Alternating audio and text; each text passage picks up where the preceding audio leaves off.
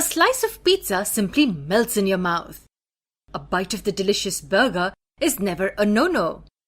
And what about desserts?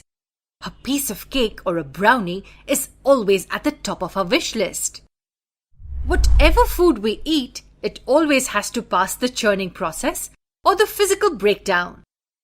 Mastication, that is chewing, is one of the most important commencing steps of digestion. And who helps in this process? The sole components of the buccal cavity involved in mastication are the teeth. They help in biting, chewing, and grinding the food we eat. Let's have a look at the teeth in detail in this video.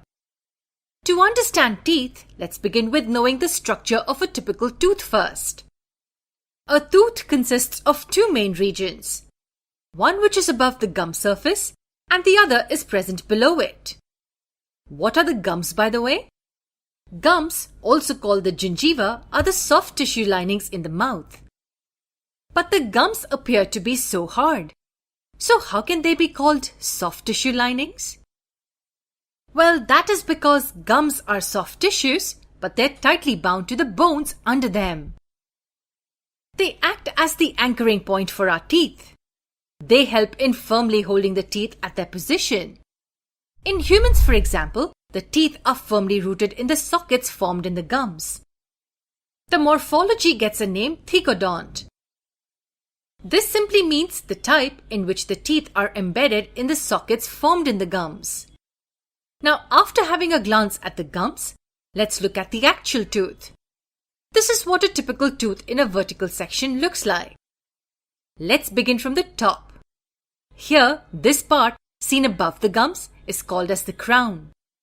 So the part which we can see is the crown of our tooth.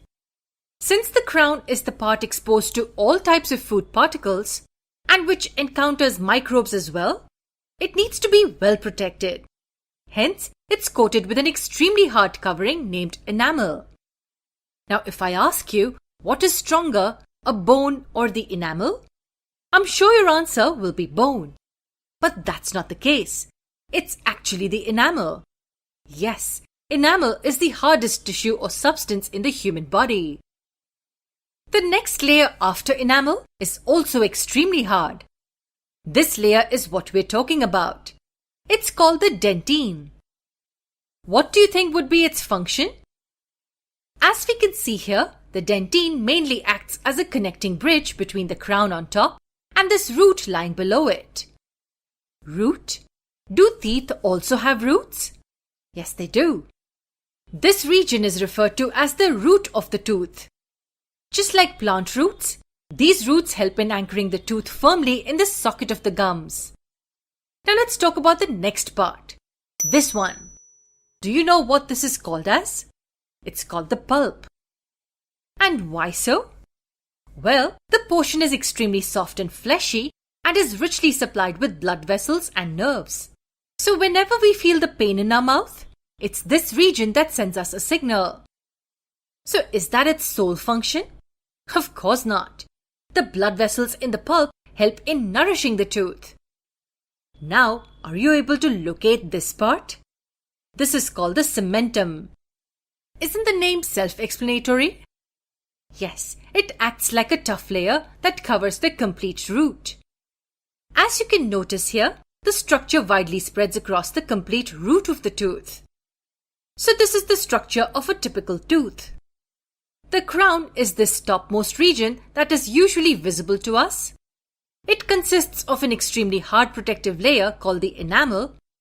Below this is the dentine, and just below the dentine comes the root, which has this fleshy pulp richly supplied with blood vessels and nerves. This is one more layer called the cementum that covers the root from below.